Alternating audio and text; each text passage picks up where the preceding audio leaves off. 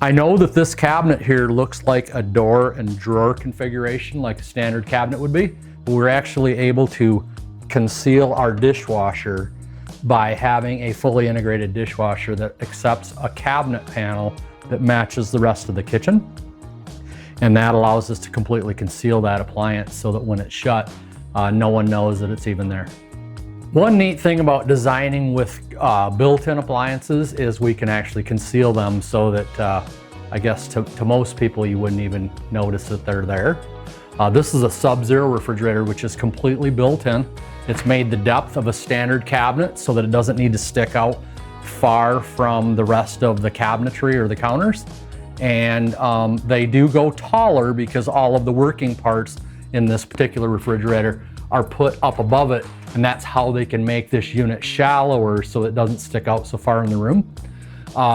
Another really neat feature with this is they have actually incorporated a special hinge so that all of the crispers will fully function with the doors not fully swung all the way open. Okay, another neat feature about this Sub-Zero refrigerator is it's actually 42 inches wide, which is wider than your standard French door fridge.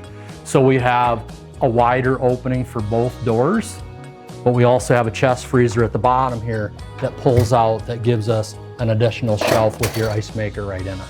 Doesn't matter your style, doesn't matter the color, we are able to incorporate your cabinetry into the design of this appliance, which makes it completely concealed. The only limitations to doing this is we are somewhat limited to the brands of product that offers the ability to do this. Your normal refrigerator or appliance line doesn't offer us the ability to customize it to make it look like it's part of your kitchen design.